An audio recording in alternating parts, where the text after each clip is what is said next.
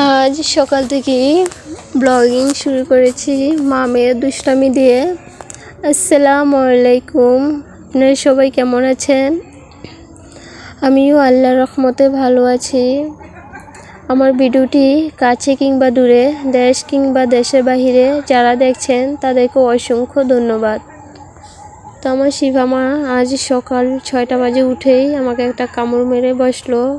ওকে নিয়ে ঘর থেকে বের হই না তার জন্য। তো ভাবলাম যে একটু বের হই, দাদির বাড়িতে যাই। তো রাস্তার পাশেই দেখতে পেলাম একটা ফুল গাছ। তো এটা কি ফুল গাছ বলতে পারছি না। তো আমার শিফার মা দেখি ফুলটা ছিঁড়ে নিল, তা আবার ছিঁড়ে আমাকে দেখাচ্ছে।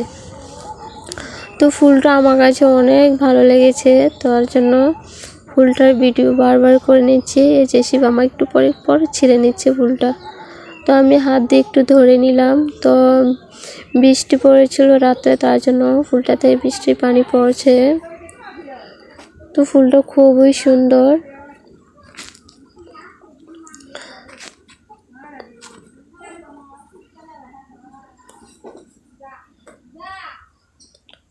তো সকাল সকাল মাকে দাদি ডেকে নিয়ে আসছে আলু কেটে দেওয়ার জন্য। তো শিফা মাকে নিয়ে ওর নানির কাছে চলে যাব।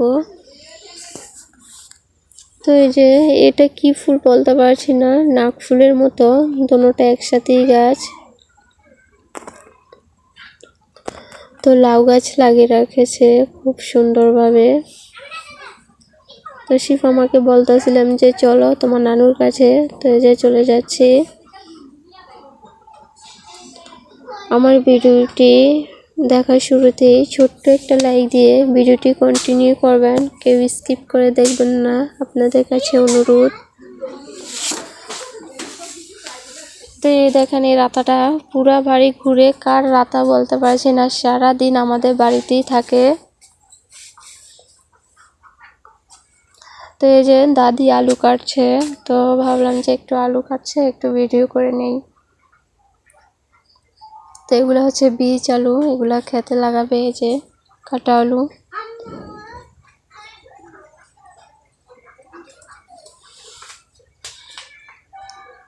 তো এখন আমার কাকি ডাকছে, ছোট কাকি বলতেছিল যে কাকির ঘরে যাওয়ার জন্য। তো আমার শিফা মাকেও ডাকতেছিল। তো এই যে গরুগুলো শিফা মাকে দেখাচ্ছি। তো কাকা এসে বলতেছিল যে এটা কি গরু জানি বলেছিল, আমার মনে নেই, 10-12 কেজির মতো নাকি দুধ দেয়, সাদা লাল সাদা কালো যে গরুটা এটা। তো কাকার বাড়ি থেকে ঘুরে এসে এখন নার্গিস বলতেছে যে আজকে দুপুরে চচ্চড়ি খাবে আর ভর্তা বাত্তি। তো এই যে শুটকির ভর্তা করবে, পুঁটির শুটকি দেওয়া। আমার ইউটিউব চ্যানেলে যদি নতুন হয়ে থাকেন প্লিজ সাবস্ক্রাইব করে পাশে থাকবেন। আর পুরাতন আপু ভাইদেরকে অসংখ্য ধন্যবাদ। তো এই যে ভর্তা বানানো শেষ, শুটকির ভর্তা, ধনিয়া ভর্তা, চাপা শুটকি, মরিচের ভর্তা। তো এই যে চচ্চড়ি বানাচ্ছে। এটা হচ্ছে আগুনি চালের খুদ। তো এই চালটা হয়েছে কি রান্নার পর আঠালো ভাব ছিল আর কি। তো মা বলতেছিল যে নতুন চাল, তার জন্য নাকি এরকম হয়েছে, পুরান হলে আর এরকম হলো না। তো এদিকে আমার শিফা মা কাম বলে ফেলছে। মা সকালবেলা এনে মাটিগুলো কত কষ্ট করে দিয়েছে, আর শিফা মা সিমের গাছগুলো ছিঁড়ে অবস্থা খারাপ। এই যে আমার মা তো দেখে অবাক হয়ে গিয়েছে।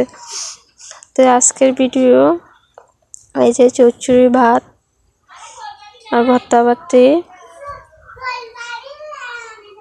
আজকের ভিডিও কেমন হয়েছে সবাই কমেন্ট করে জানাবেন। আল্লাহ হাফেজ।